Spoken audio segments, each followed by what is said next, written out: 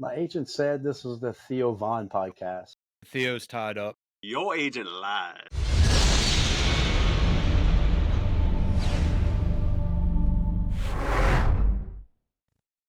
Thank you for joining us. I'm TJ. And I'm Plaideau. And you're listening to NOLA Film Scene. With TJ and Plaideau. Who'da thunk? Who'da thunk it?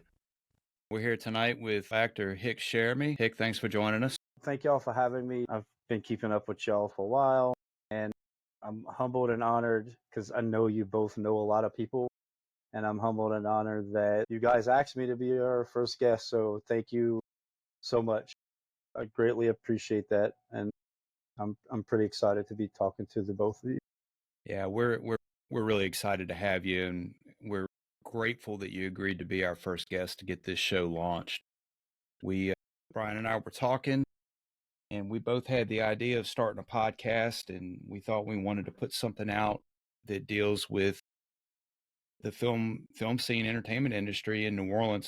The primary focus is going to be acting, improv, and voice acting, and we're pleased to death that you're here. Thank you. Yeah. So I watch you. We've been friends for a little while. First, we started on social media, and we've met a few times in classes and Johnny Garcia's project. But, it's Hick got a job. Yay! I want a job. But yay for Hick. And I will get there with you one day. You ever got to make. I think that as actors that we all motivate each other in different ways. There's plenty of times where, Brian, you've motivated me to push harder to train. And I've been blessed to train a lot of great people. But I see how much time and dedication you put into training. And, dude, it's a full-time job. I don't know anybody that trains as much as you do. And not only in one aspect of, the art, you're in improv and, in acting and you're doing voiceover. And it blows my mind. Anytime that I feel lazy and I feel like, maybe I get complacent in my craft, but it's guys like you who I see who are constantly pushing, and it motivates me and it gives me that initiative to push hard and to absorb as much knowledge as I can. TJ inspires me in another way.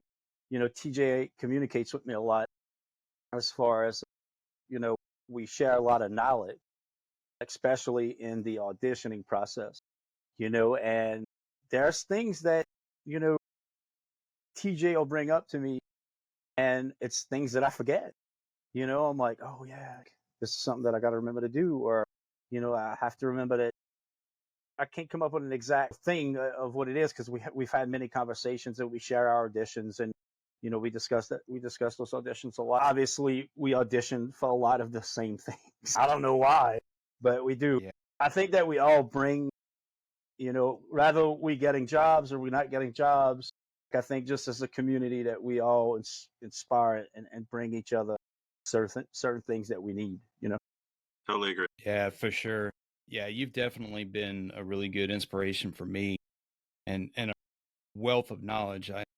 I can think of a bunch of times I've reached out and like, hey, you ever had this happen, or you ever had somebody tell you this, or, you've had some really good advice on auditions, different way of breaking down a script or looking at something. And you've given me some really good feedback on the stuff that I've reached out on.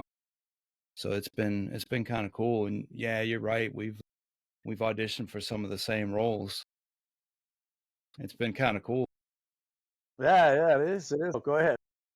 I was going to say, you go ahead. I think that if someone is listening to this and has not been on our side of the camera, they're just watching and enjoying the products that people make. To hear us talk about, I learned how to do this, this, and this, and then forgot, might confuse them. And acting is such a juggling act while you're doing it. And as you grow, you might learn. And it's not like you walk up there, ladies and gentlemen, you just say, I'm going to cry today. That's what we thought when we were on that side. It's accessing that in your heart and just feeling that emotion. Because you've seen people out there when it's really bad acting and I am so upset, But then when you see someone, I always think of Meryl Streep, who I not that I'm like her, but when she just shares her emotions and feels it through the prep, through the work, you can tell she's not lying. Acting's lying. No, acting is finding the truth and just letting it be. And it sounds so easy, and it's so bleeping hard. No, it's definitely hard, and it's, we have to use sometimes our own truth. That was something I figured out That's that right. worked for me, is that I healed from a lot of trauma because of my past. And what I learned is that trauma's always there, no matter if you heal from it or not. And what I learned in that was it's always in a place, and I never forget how it made me feel. And I believe, TJ, I shared this audition with you recently. Did I share that audition with you where I had to Was it? cry and Yes. an alcoholic? That was one that I had to go and, that really happened to me in my life. That was something that really happened to me. I woke up one day and they were gone, and the character was expressing this, and it's, but once you heal from that, and once you forgive yourself, and once you cope and get through it and have the right tools to deal with it, I realize that I'm able to pull that trauma from where it was, and I'm able to use it for what I need it for, and I'm able to put it back where it belongs. So when you say finding that truth, for me, a lot of the roles that I've been lucky enough to audition for are truths within me.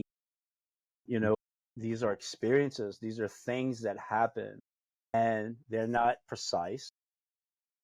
But what's cool about being an actor and our craft is that we have, number one, the choice of free will, and to use our imagination. So we're able, I find, in situations that may not be exactly like linear with situation that happened to me, I'm able to take a situation and extend it into where I need it. Does that make sense? It does. So truth is what we're trying to sell, right? That's right. That's what we're trying to sell. We are trying to be believable.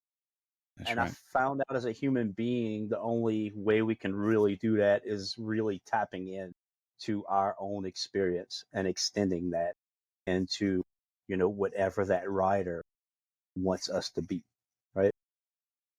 And a quick note, use the word book. For those that don't know, you audition, you're trying for the job. When you book it, you've got the role. So then you get to go on and get on this side of the camera and have fun and play. That's right. The other thing, I have not had a personal situation where I've had to access tears in class or anywhere. But for me, anger can come so quickly. There's an exercise.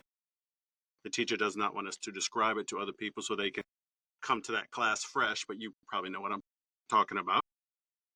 And as I was talking to a person, it happened twice. I'm trying to deal with a subject and they're trying to, like they were talking to a friend, trying to just, you're being too serious without saying that. And it triggered me, to use that word. I would never hurt somebody, but the anger came out and I was kind of towering over a friend, this girl, and seeing the person who I was talking to, who I was Right. just furious at. And it's coming out. And it was, when they yell cut, your hands are shaking because you've accessed that emotion, that truth, But you always keep a little bit. You're not gonna clock somebody. That's Right. stunt work, Right. and That's that's right. something And we're not doing. that exercise, the exercise you're talking about, Yeah. is where I realized that I can tap into that trauma. That exercise changed everything for me. That's right. And I only went to one of them.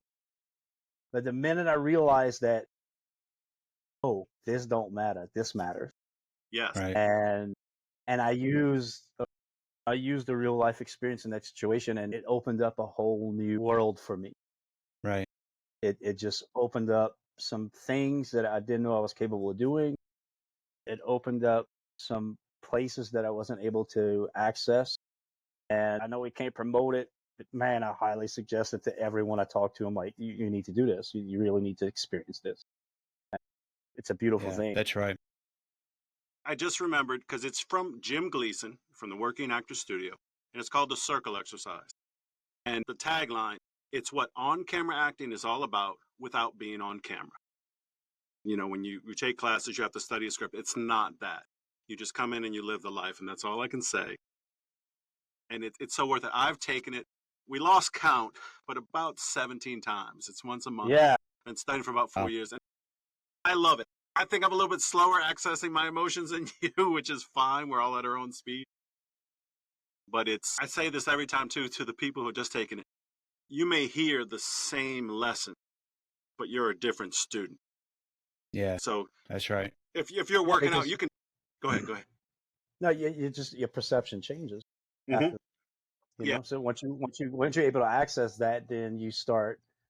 I felt like in my everyday, my perception of things started to change, especially when it came to dialogue and script breakdown and understanding a character and what, you know, I'm trying to say it without saying it, where words are in Yeah. the food chain as an actor. But Jim Gleason's brilliant. One of my proudest days was when I was actually on set with him on a SAG contract, Oh, wow. and it was and I didn't know he was on set that day, and I like got out my trailer and I started making my way to the sound stage, and hear, "Hey, Hick," and I turned, and my heart was just exploding just to see that familiar face who probably seen me at my worst acting ever when I stepped into his first class. I had never acted on camera. I had never even did independent work. I was a featured reoccurring background actor. I was a stand-in, but I had never spoke on camera. And you know, I love that guy, man. He's just brilliant at his craft, brilliant at teaching the craft. You know, We're burning his ears up That's right right. now. Yeah, he's that's right. he just won an election, and so Yeah. Our SAG president. congrats We're not kissing his ass. We to really mean him. these things. He's a good guy to have Yeah. you know, in our corner. So Yep, agreed.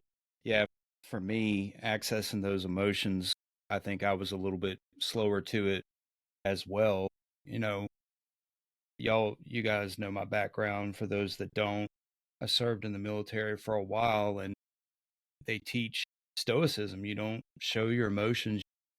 You don't share how you feel. You don't let other people, even though you might be upset or might be sad, you don't show that. So I had to kind of break through that barrier when I started getting into performing. I actually had to physically, consciously think about smiling and telling myself to relax and smile and kind of let go of that. And now I've got a bank of memories and thoughts and things that I've been through that I can call back up and tap into when I do need to do something that's on the emotional side. I do agree with both of y'all. Jim is a great teacher. So, Hick, you touched on it briefly, getting into acting, doing background, and then stand-in. I've heard a lot of people that have done stand-in work say that being a stand-in really helped them, you know, from the onset experience, from standing really close to that experienced actor and seeing how they're doing stuff. Is that your experience? yeah, you know, it did, and you know, I'll tell you what, just when I started out in 20 as an extra on CBS show, it's NCIS Keep New it vague. Orleans, Yeah. Keep it vague. but I started out as an extra. It was so important because I learned so much as far as learning the environment and the way things work. Because, you know, I went into this not knowing anything. I didn't know what I was doing. I didn't know what a DP was. I didn't know what a production assistant did. I didn't know. Right. I didn't know it all. I didn't know what you know, actions were, cuts. I didn't know anything. So, you know, I did extra work for a while and learned as much as I could about the environment I was in and all the moving parts. which was so vital to my next step as far as being a stand-in. And being a stand-in is where I learned more about the actor.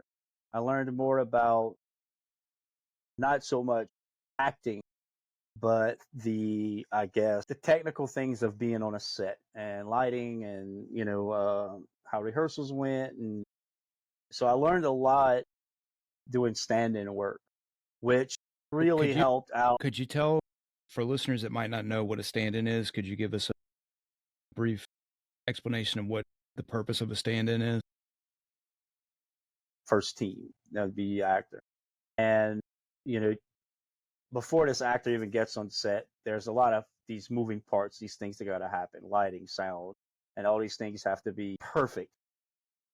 I don't know how often they end up perfect, but they have to be perfect. And usually a stand-in is someone who may resemble the actor in some physical aspect. It may be their height, their build. I've stood in for an actor who had no beard, and I had a beard, but we had the same build. And then, you have like blocking that is done, and then you have lighting that is. So everything is pretty much set up. The technical things are set up for the actor to come do their job, if that makes any sense. It's almost like a prep cook for a chef. That's how I look at it. You get in this environment, you get into things needed, ready, and then the actor comes and do their job. So hopefully that helps. Anyone out there? Yeah, for sure. Just say before you go on, for those that don't know, blocking is the movement. So if a character is going to go from A to B, they figure out when character's standing in A, I need the camera here, I need a certain light, and then I'm going to follow them to B. So all that technical stuff is what Hick's talking about, just throwing the technical term and helping people out with that, Hick. But go right ahead. So the lead actor doesn't have to come out there and walk through it a dozen times for camera and lighting and sound and everybody to get all their moving pieces in place. They have their marks that are set. They know where they have to. They'll do enough takes. The actor will do enough takes. You'll do one take, you'll do 2 takes, and then you'll hear it's perfect. Let's do one more. And then we'll do one more. And they'll be like, you know what? Let's do another one for safety. Let's do another one for safety. So the actor's doing enough takes, and that's where the stand-in comes in to just make sure that the actor's set up to just do as many takes as they need to, I guess. Right. But I was going to say, I saw one actor had to go through a heart-wrenching, gut-churning, emotional scene 5 or 6 times. And it's draining. They did their stuff. Yeah, exactly. That's why they have to. It's easy, but it's not. And after, okay, cut. And he was on the ground on all fours, trying to get back together, to get back to the starting point of that. And then action, doing it again. And the actor's phenomenal. I can't say his name, but it's just over and over. That's so hard. That's why they have stand-ins to do that. That's right. It's really hard. And and I'm sure you can all attest to this. Just as an actor, our job is never ending. We're training, we're auditioning, we're breaking scripts down, we're sending in the audition, that's the technical part of getting it sent in, and then we're waiting, and in the meantime we're auditioning for other stuff and still studying, and then next thing you know, maybe you get a call back, and then you're still auditioning and up for other stuff, and then you get all these redirects, and maybe try this, and then we're like, well, I don't know, try this, and I don't want you as angry, or make it a little bit more boring, or make it a little bit, and we do this audition, and we send it to agent, gets a breakdown, which is the audition, and then we send it to a casting director, and now it's in their hands, and then we hear, are you available? Yes, I'm available. All right, that's all we want to know. And then 2 weeks later, you hear, hey, the lead actor's schedule got pushed. Is this person still available? Yes, I'm still available. Do I have it? I don't know. We don't know. We don't know if we have it, right? But we still available, right? And then now you see other auditions coming in, and they lining up with the dates of, and, oh man, I hope my agent can work this out. And then you still not hearing anything, and then you book, right? Well, you get a call back. And then you get all the redirects, and then hopefully you book, and then you fitting and rehearsal, make it to set. It's done. And then we do it all over again. That's what breaks my heart about this strike right now is I have a lot of talented friends who are very proud. Just this process I explained, the difficult part of getting from the breakdown to the wrapping that day, the many stages and work that comes in between, shifting things in our personal life around, and constant communication with casting directors and then producers, and then you do all this hard work and you go out there and you give it hell. It saddens me. It saddens me that us as actors are getting treated the way we are, and we can't even show our work off. That's You right. know, we can't show our work off because we're being abused, man. Yeah. You know, we're literally being taken advantage of, and it That's right. breaks my freaking heart. You know, I'm lucky. I have a job outside of acting. I'm about to make 10 years of this job. A lot of my friends right now are struggling, not only financially, mentally, Yeah. you know, some physically, some are going through health problems and they don't have the, make ends meet to get whatever they need. It's freaking sad. It's sad Yeah. all around. It pisses me off that people are making so much money off of the backs of these brilliant artists who have literally made, you two know, and it's not like us three have these huge big careers, but you two know the sacrifice it takes. I mean, That's right. we sacrifice time with our family. That's right. We sacrifice money. We sacrifice, dude, you think I was working 11, 12 hours in the oil field and then coming at night in this room and chipping away at auditions and breaking scripts down until sometimes 11 at night, spending my weekends auditioning, we love it. We love this. This is what makes us feel alive. That's right. And they're literally trying to make us feel it doesn't matter. That's right. And it And pisses they me want to off use and it AI. breaks my heart. That's right. That's right. You know, To me, it just the stuff that kills they're me. doing and the money they're making is, yeah. It's ridiculous. It's And ridiculous. the layman, I was military too, Civilian? so I tend to say civilian a lot. But a person who is not in the film industry, they don't know the workings of it, right? You might not know the workings of my oil field job. You know how any of that works. So a lot of people don't know. People think actor makes money. Yeah, we make money for doing our job, and then When we after get that, to do it, when we get to do it, but then after the job is complete, the product of that job is repeated over and over and over and over and again, and shown to over and over and over, and people are making money off of that, making tons of money off of that, and we getting a couple cents in the mail. That's right. And what I think a lot of people that aren't in the industry don't understand is that the celebrities, the ones that are making the most amount of money, they're only a very, very small percentage of people that are in the union one that are in the acting community. And they also don't understand how much work goes into it. You touched on it. You get paid for the time on set. You might get paid for travel, but you're not getting paid for the preparation for the audition. You get that in and you might have a turnaround time of the next day or maybe 2 days, sometimes longer. To get that audition back in, you got to break that script down. You got to learn the lines. You got to craft your character. You got to figure out how you're going to deliver that performance. You got to figure out how to live truthfully in that situation and deliver a believable experience. And then, and for a lot of people, for most people, it's after a long day of work. I know Brian's got long hours and y'all both work in the heat. And like you said, you got to come home after you're tired and break that script down and do that. And then film the audition and then submit it. And sometimes you don't hear anything back.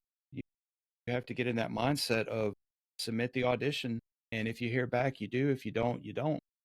And then say you get the call back. Well, then you got to refresh your mind on that script again. You might have something different, a longer scene to deliver or the same scene, but you may have had a dozen other auditions since that initial submission. So you got to go back to that first script, refresh your memory, and then deliver another performance. A lot of times it's live or virtual, and they're giving you on the spot, do this instead, like you said earlier. That's 2 different times where you're spending a lot of time just preparing for that. And then you got your time on set. And that's all that you're getting compensated for, is that time on set. So I think people don't realize how much goes into it. They think all actors make a ton of money, and that's just not the case. I think I had heard, this number might be wrong. There's like 11% of actors or actual working actors. This is from like A-list celebrities or actual working, and it could be even a lower number than that, but I recall hearing that number, and don't quote me on that. But when they look at the, you think about a pilot season in LA, man, you have a better chance of winning the lottery than scoring a lead role on a pilot. First of all, you have to have an agent who knows a casting director in LA. You have to, so I mean, the odds are just, it's astronomical to book a lead on a pilot, when it's pilot season in LA. And people just aren't aware of that. They just aren't aware that, there is sacrifice and commitment. Hundreds of thousands of actors out there, and everybody's chasing the same dream. And it's just a lot of work. And the one word, the two words that often connect with an actor. That's right. I've sacrificed so much, and I've committed myself. It's a lot, it's a lot to deal with mentally. It's a lot for your family and your loved ones to deal with. A lot of actors don't talk about that, but man, you better have a good team. You better have a good support system. You have to have That's people right. that believe in you. Cameron, I don't know what I would do without her. I mean, there's times, I was fortunate enough not too long ago where I booked a television pilot, and at the beginning of the year, and I had auditioned for it, and the time period wasn't my thing, and so I did this audition, and I didn't hear nothing at all, and then I get this other audition for it, and I'm just, oh man, I don't want to do this. I had a 12-hour day, and I was just done, and she was just like, this is what you do. You've come too far. This is what you do. I could turn down any audition I want. I have an amazing agent who's very understanding when maybe it's not something that I feel is for me. And, you have to have that person that is there when you're just not, and she kicked me in the ass, and I did the audition, and 2 days later, I wake up at 4 a.m. to go use the bathroom, and I always check where my kids are on the 3. And I went to sleep before I told them good night. I didn't hear back from them because, I'm not a priority. But I opened my phone, and I was like, oh my God. And she's, are the kids okay? And I'm, yeah, I booked the pilot. So if she want to push me, I want to travel so far and spent 7 days filming a pilot.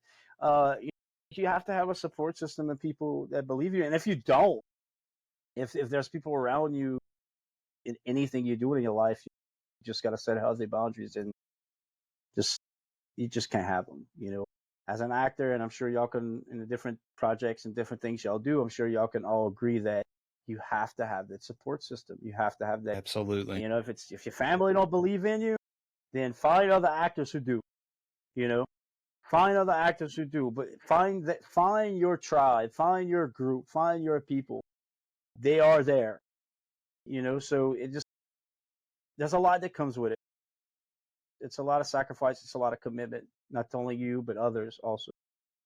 That's I right. think people understand two things about it when you hear this discussion. One, we know there's some free stuff we have to do. We have to go through the auditioning and all that, and we're not going to get paid for that. And then when you're lucky enough to get that job, that high paying job, you're paid on the day, and then the residuals keep you going until you get the next one, which may not be for a year.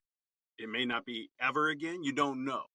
And then it's the emotional ups and downs that you go through once you send in that audition, waiting, am I going to get it? And you're what's the word?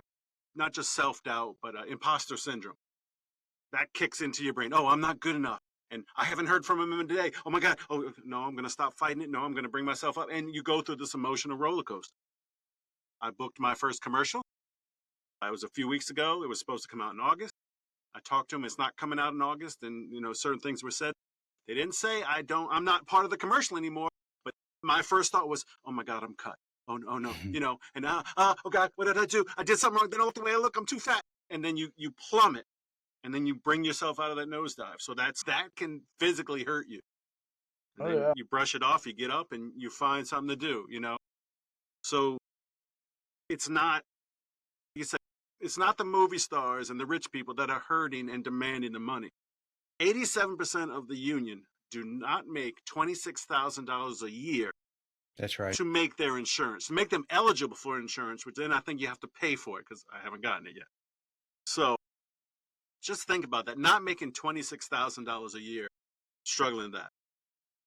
I've seen things online. Somebody, brought that up, and then a person was, well, find another career. Yeah, we do our other jobs, but this is what we love to do. So you find you have a talent at it. For me, I've been searching for my place in this world for years, and I can make people laugh talking to them. I can run my mouth for a long time. But then telling a story and eliciting an emotion from somebody and just seeing the joy or seeing the shock, it lifts your soul up so much that it makes the rest of it worth it. That's right. And we're just fighting for the money so we can keep doing that, and just making that our career. That's right. It takes a lot of work and it takes a lot of support. One thing I've found that I really like about our community is the support. Everybody is so supportive. If you book a role, it doesn't matter if you're competing for it or not. There's been more than one time that Hick and I both auditioned for the same thing. And when he texted me and told me he got the role, I was ecstatic for him. I was as excited as if I had booked it myself. And online, on social media, people are just really supportive. I mean, at least I'm not noticing a lot of toxicity. No, you're right. There's a couple other actors that audition for the same roles that you and I do, and sometimes they get it. I want to see my fellow actors win. There's some roles, Right. man, that I really, really wanted. One of my other buddies got it, and I'm just like, man, good for you. It was a tough audition. It was a tough call. I did the best I could, and I'm just really happy for that person because, the thing is we all in this together, right? We are fighting against enough odds. That's right? right. We do not need to fight against each other. Anything, we need to lift each other up, be on the other end of whatever, this person needs to receive, whether they be comfort or praise or, congratulatory parade or whatever. Or if they're having trouble with something, we need to be there. We need to be there for each other because,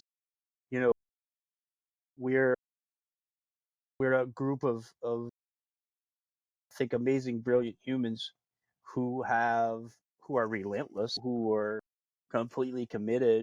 I mean, you think about how relentless we are as actors, that we don't care how many times we get told no. I remember when I was looking for an agent, and that was a big step for me. I remember when I sent my first submission, because it took me years to become SAG eligible, when it took me years to build a demo reel, and it took me years to build a resume. It took me years to try what training worked for me and what didn't work for me, and cost money. And it took me traveling to Nashville and getting headshots, and it took when you put all this work in together, and I remember when I sent my first submission off, Cameron and I were at this little po' boy shop in New Orleans, and I cried. Dude, I cried because I knew. Now, this was just me submitting with an agent, but Yeah. dude, I cried because I knew. Dude, I'm a recovering alcoholic. When I got sober, when I took my last drink in 20, my clothes was in a garbage bag, right? From that point, when I decided to put alcohol down and change my life and get sober, to that point, which would have been in 2020, that's a long time. You know, for some reason, that moment when I hit submit, I had just realized how, and I remember crying, telling, I was like, you don't know how hard, and I want to tear up now. Like, you don't know how hard I worked for this. You know, she's got a taste of it, but I worked really hard for that. So I sent my first submission in, and I sent them to all these agencies, and I don't hear nothing for like 3 weeks, bro. Now I'm questioning myself as an actor. You talk, am I an actor? You know, am I good enough? Am I whatever? And think, oh, the agent I have now, I love her, and I took a chance. I was in the oil field one day, and I was getting my ass kicked by everything: jobs, the heat, projects, deadlines. I remember standing there, I'm like, there's got to be something better, because that had been weighing on me, these submissions. And I was like, you know what? I'm going to send all my shit to the agent who's not taking submissions. The one that I was afraid to ever send stuff to, the one that that I thought was impossible, and I did. And oh man, thank God that there was people I worked with that just went and like the bat for me. And I lucked out. And I'll never forget the day when I got the email back from my agent, and she was like, the time she wasn't my agent, she was like, can you take a phone call on Friday? And I was like, yes. I didn't even know what was going on Friday, but I was like, yes. And Friday came, and I had these big projects going on, and I had all my guys covering for me. And I took that phone call, and I stayed on that phone call for an hour. And if only Angie could have seen what was happening during that phone call. I had crews working on different types of these projects, and I had a lot of moving parts going on, but I stayed focused on that phone call, having that conversation. I even had a guy who went dig underneath cutting holes, and there was a snake, and this guy's like 6'4", he's scared to death of snakes. I seen him jump like 4 feet in the air, and he's screaming at me, there's a snake, and I'm on the phone. And when I got off that phone and I found out that I was good enough, it was life-changing. It was life-changing. And you know I kind of went off on a tandem, but it all goes back to how relentless we are. You know, and then I started auditioning, even more than I've ever auditioned in my life, and there was no. Then I got a yes. You know, then I got some no's, and then I got a yes. And then I got some more no's, and then I got a yes. And then I might have got 100 no's, and then I got a yes. You know, and it just, we are so relentless, dude. Our skin becomes so thick. But what's amazing about it is as tough as we are, every person I've ever ran into, especially in the New Orleans film community, are some of the kindest, gentlest, That's right, selfless souls that I have ever met in my entire life. And I'm a hippie, bro. These people are cooler than deadheads, right? I've met the most amazing people, you know? And then I'm sure, Brian, and maybe TJ, you've experienced this where, I don't know about y'all, but back in 26 years ago, I would look at people like Billy Slaughter, who I absolutely think is one of the most phenomenal people in our craft. Billy Slaughter is probably one of the most talented people that I've ever been around. And I would look up to him. I'd be like, man, how cool is this guy? He's so talented. Look what he gets to do. How cool is this? And then I'm on the same TV series with him, attending his class. He calls me on my phone to like, ask me about some things. And Yeah. he and let me tell you something. The guy who was just starting out in acting that looked up to Billy Slaughter, the way I looked up to him, I still look up to him to this day. Yeah. I absolutely love that guy. He's so talented. He's so selfless. He's so helpful. I can ask him anything. And you know, I think it's kind of cool when we get to that point to where we see people who inspire us, and then we get to share something with them, you know, and be like, man, Yeah. dude, I remember the first time I saw Billy Slaughter. Check this out.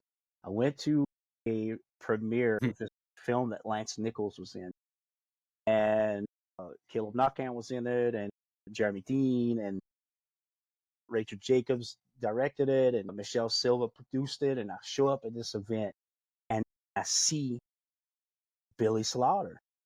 Dude, this is after I saw him with action. Starstruck, bro. Starstruck. I remember tapping camera and I'm like, it's Billy Slaughter.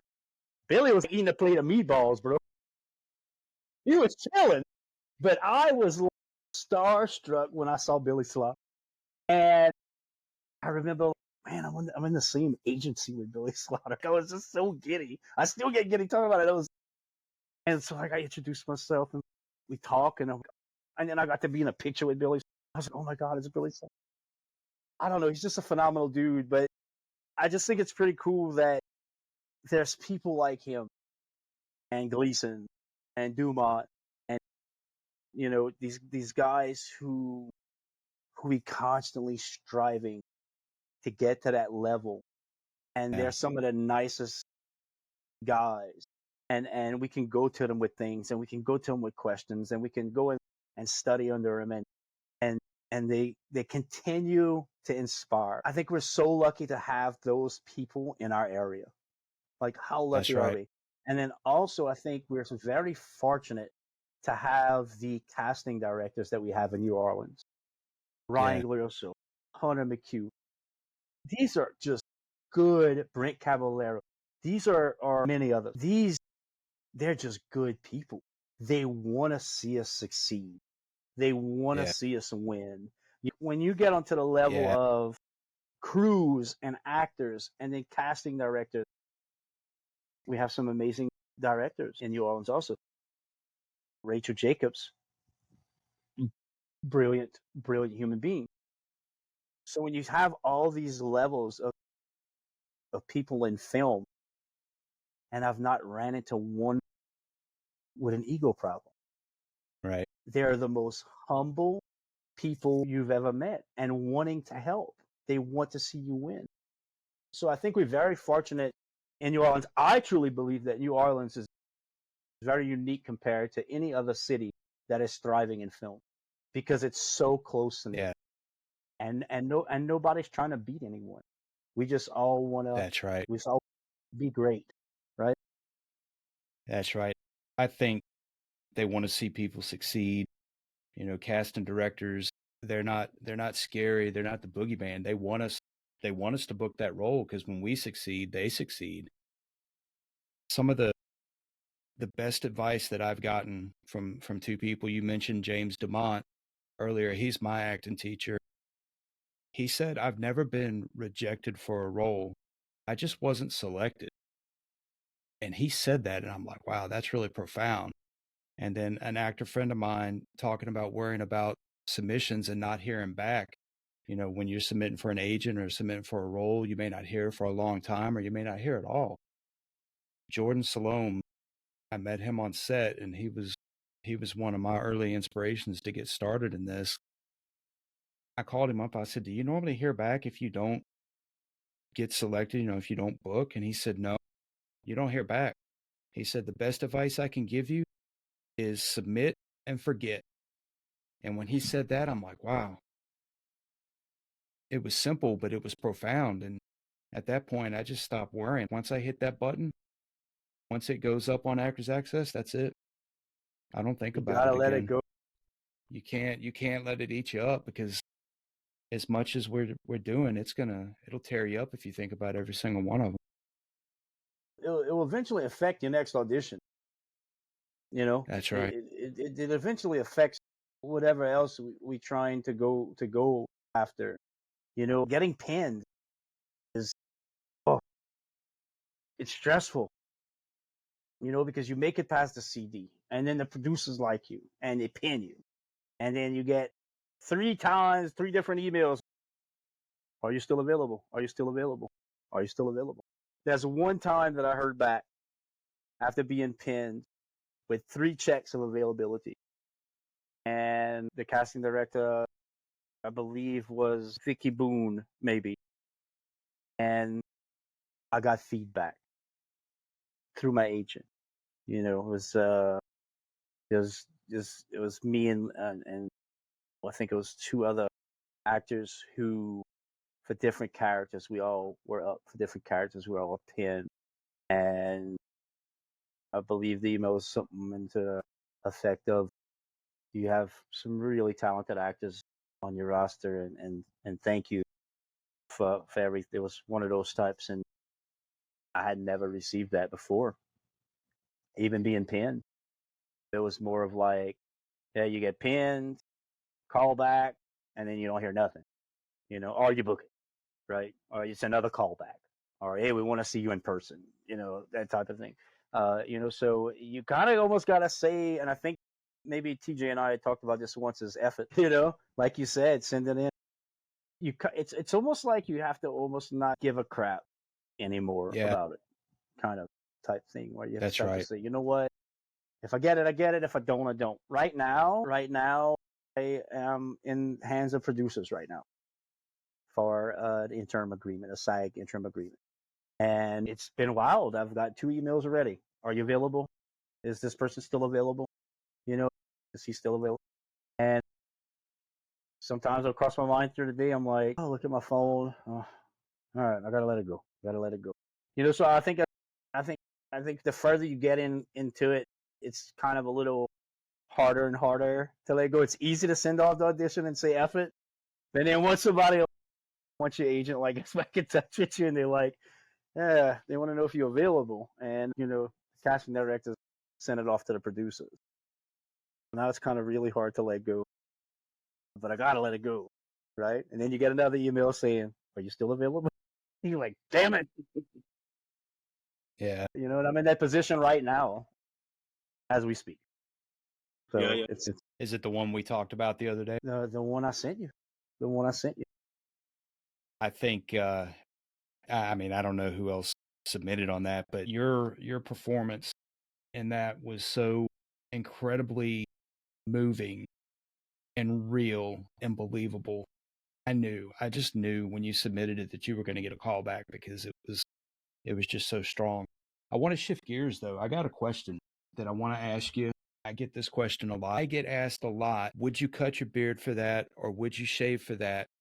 I want to know, what is your threshold? What would it take for you to shave your face? Because I got a number in my head on what mine is. I'm wondering if you've ever considered it. Yes, you know, obviously, and it's even come up. There was a project, big casting director in New Orleans. My agent contacted me, and she was interested in, and it was to play a Coast Guard guy.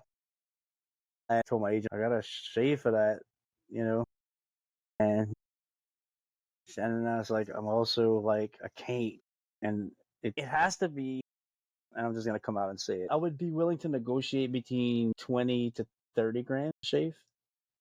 At the time, I'd have been on a side contract for like 7, 8 days, which is almost 10 grand, you know, give or take.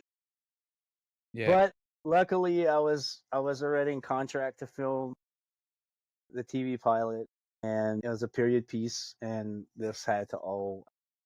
I was instructed not to cut my hair, shave, anything, cut trim or anything like that.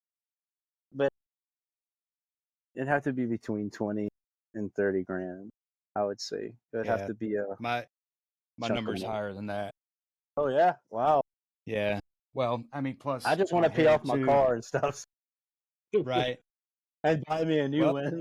it's gonna grow back, you know. Yeah, I mean, for 30 grand, you could get headshots redone because that, I mean, yeah, you put a lot of work into the look and keeping the look, and you're known for how you look, and that's a big commitment to shave and to cut hair, you know. It is. I don't know, for the right project, I would negotiate. I would consider it. Yeah, I'm passionate about all my characters, Yeah. but I do have some dream roles. I think there would be a lot of things to weigh in. I think money would be a main factor. Probably my attachment to the story and character would be a big factor. You know, Yeah. I'm not brought in to play the funny nice guy ever. Me neither. I did luck out and I was able to film a really cool commercial where I am kind of a funny, fun guy. But as far as I can think as anything that I've ever played, it was not a comedic, funny, just nice guy. Except Vampire Bud, which is the independent project that I worked on. I do get to play a cool, like, Amish hot farmer, stoner. So that was fun for a sober guy. But guys like TJ and I aren't brought in to be nice. We are brought in to be mean and menacing. And, you know, if I ever get a good serial killer role, if I ever get a good prisoner on death row role, those are some of my dream roles. Very dramatic and thriller type characters. What about you, Brian? How much would they have to pay for you to grow your hair back? It doesn't grow here, so they'd have to do a lot of work. Mine is not as illustrious as y'all's, but especially now with my weight, it gives me a chin. I like it.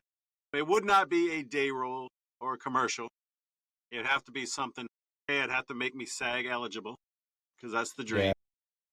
And for those who don't know, it's when you do work on a SAG production, and then it's a thing called, this guy's not union, but we love him so much we want him on there. And once you do that, you can join the union. You don't have to right away, like Hick. He's eligible, and he's ready to go.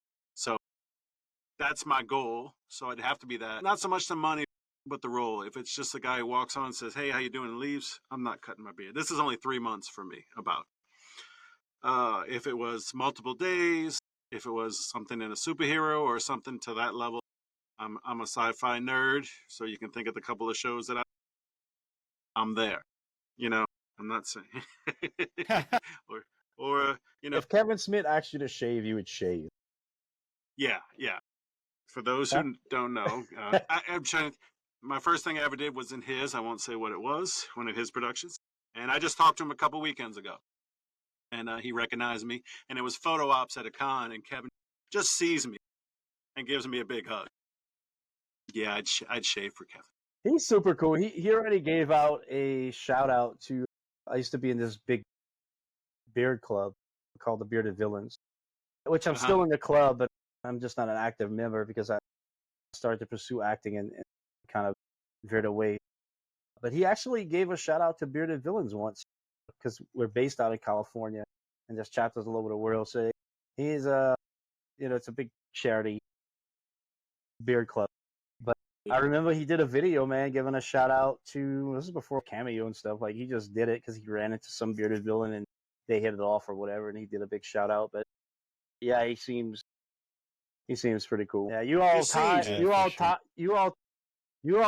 in with them Hollywood people, Brian. I'm trying. I see all like was Rosario Dawson and. So everybody brings up that. To those who don't know, it's GalaxyCon. It was a virtual meet and greet. When you go to a Comic-Con, you can pay for a photo op. You take a picture with somebody. During the pandemic, they started doing this. Like we're talking here online, and I paid money to talk to Rosario. And we'll put links and all this, and you'll be able to see it. It's all over the place. And I made her laugh, and she had a good time, and I had a great time. I was pretty jealous. Thank you. It wasn't cheap, but she was worth it. Still am. Thank you. One day I'll be on that She's side an of the camera. amazing actress. Totally. And we can't talk about anything she's done. No. Damn strike. I'm still good to go. We're at about an hour. TJ, if you want to wrap, cool. I got another question for Hick if you don't. Yeah, go ahead and ask. So we talked about how you started in background and doing stand-in like a lot of us. When was the switch to I want a line? When was your first class? That kind of change. I was on the set of a movie as a recurring feature, and I was asked by because each of these things is a huge leap, right? It's a huge step. I'm sure when you got away from doing extra work and you were like, I want to study acting. That's big, right? I mean, it's a big thing to take on because it's a dream that we have and we hold on to and we manifest it as much as we can. But like when it's time to take action, we really see like what we made of, right? And that could be scary. It could be a scary thing. But I was filming this film, and both of you, I know Brian does, but Caleb not can. Caleb, yeah. Right. Caleb's like, dude, when are you gonna start studying to be an actor? You really need to study to be an actor. You could do this. I was like, I don't know, so scared, man. Like, let me give it a shot, right? So I took some classes. I went ahead and took some classes with Jim. After that, I started meeting people. You know how networking is very important for us, and it's key to a lot of opportunities that open up for us. And so I was lucky enough just to be around some really great people and who gave me these opportunities. I did a 48-hour film project, and then I had some other people doing a lot of independent work. And I did some study with Jeremy London, and I was doing independent work. And what happened is there was a casting call for, this is an independent film, it was called Obsidian. And it was a casting call on Facebook. The director was Erica Summers, and I had no demo reel. I had taken a few classes. I went ahead and submitted for it, and she wanted me. And it was a very challenging thing for me because I had never been in a film. I'm sorry, I don't even think it was October. I think I might have done actually the 48-hour project. Yeah, dude, no, Obsidian was the first thing I ever did. Obsidian was the first thing I ever did because after Obsidian is when I did the 48-hour film project. I did Tales of the Natchez Trace Western, which was also independent. Actually, Obsidian was the first thing I ever did. So I had not acted except in Jim's class. And Erica Summers gave me an opportunity. And I read the script. It was a very challenging role. It was this guy, the character was an alcoholic. And I kind of got thrown into it. I seen it. I submitted. She saw my headshot, and she took a chance, dude.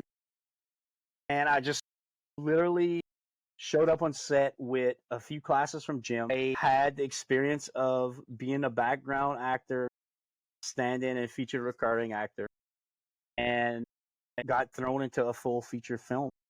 And it was a character who was an alcoholic. He was in a wheelchair, and next thing you know, I'm doing this film with Olivia Peck and Henry Frost and Tom Proctor, dude.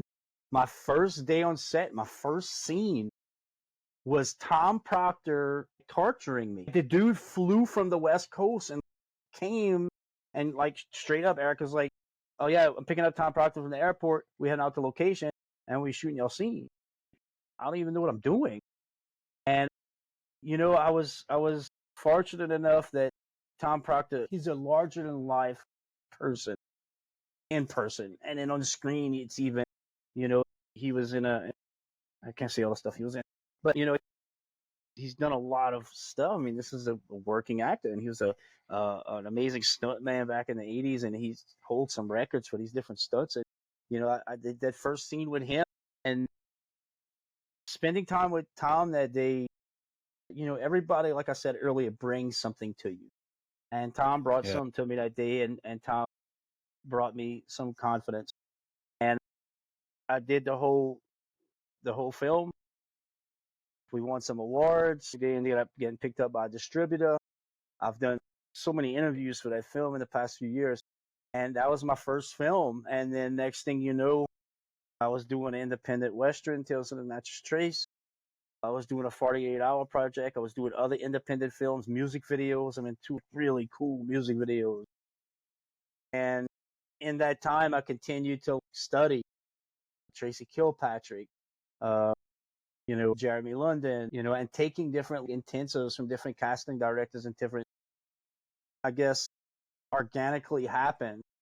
But I forgot that I was just thrown into Obsidian with no, I guess, long-term formal training. I see it now. I did great on some real intense scenes that I'm comfortable with, but some of the opening scenes with me in, and I'm like, dude, like, what? We're all our harshest critics. Yeah, like, oh. That's right. But, the director was very happy with what I did, and I'm very proud of the film because it was my first film. And to get thrown into a full feature film where it wasn't like I had a small part, this was a main character that had to carry a role. This character who's an alcoholic, a drug addict, he's ornery, he's a smartass, and he's in a wheelchair, and then he takes this drug, and he can walk again, and he gets real emotional. And I was also in there with like Frank Wilson and some really talented people. And yeah, that's where I got kind of connected with Henry Frost, and then Olivia Peck, and I got to work with Olivia. The first time I got to work with Olivia, which I did not know while filming that, how funny Olivia was. I felt she was more serious while we were filming that movie because I spent a lot of time with her. And I saw her sing to The Little Mermaid when it came on TV and stuff. But when I first watched Todd's, dude, I died. She's one of the most funniest people. Her timing is freaking impeccable. And so that's where I got to meet Olivia. And next thing you know, I'm doing something for her with this next project. And, Henry and we talk. He's in New Jersey now. In fact, he was working on Clerks 3. Oh, you're going to have to cut that out. Yeah. That's okay. He was working. We can fix it in post. He was working up in New Jersey on a big project. And he's doing things up there, and there may be a possibility for me to go up there and do some stuff with him. So it's you meet people, and that's how it kind of started. I don't think I ever planned to be where I'm at now. I wanted to, but it kind of just happened. You didn't know where the door was, and all of a sudden it was opening, and you're in the deep end of the pool. Yeah, so I mean, I guess the decision was made the day I walked into Jim Gleason's class. I just wasn't sure if that's what I would be. And that's the decision. You took the step from just standing around his background to, I want speaking parts. You didn't say I'm going to have it, but that was your first step. And the decision made. Yeah. Totally. Yeah. And I think it all boiled down to just me taking advantage of opportunities that I was just really lucky to have it. I want to say this, and because I know you guys got to go, but one thing that we didn't talk about, and I just want to talk about it real quick, is I feel that there's something in the industry that gets us a long way, and it's our character. It's our work ethic and our professionalism. Right. And I've been invited to participate in so many amazing projects because someone said, "Oh man, he's really easy to work with. He's on time. The dude doesn't party. He's serious about what he does. He's kind. He treats everyone kind." I'm not blowing my head up or anything, but I think our walk, our character has a lot. All of those things were accurate. Totally. It has a lot to do, I think, with why people want to work with us. It's nobody wants to work with an asshole, man. That's right. Nope. I've seen it. I've seen people who are hard to work with. You want to always be professional. And anybody who wants to get into this industry, I highly suggest. It's a very ruthless industry, but it's a very loving community. And I feel that, who we are will get us where we need to be. Our character will get us where we need to be. Our walk says a lot about us outside of what we're able to bring to the table as an actor and a character. Be professional, be kind, be helpful, be selfless, stay humble. And I think those things get us a long way. Yep, I agree. Starts with background and then speaking parts. If you're an asshole, that gets around quick. Oh, But if you're yeah. a good person too, that gets around. It may take a little longer for people to hear that because, bad word Right. spreads faster, but people will know. I remember I had this production assistant on a really big project that I did. In fact, it's a project how I got my eligibility. And I had worked with her before, and she saw how hard I worked, and she saw how professional I was. She saw I was very punctual and to the T and got things done in a timely manner, and was always, in other words, reliable. And I remember, the day I signed that contract, my first side contract. And I remember posting about it. It was a very emotional moment for me because it's something that we all want, right? It's something we all strive to get.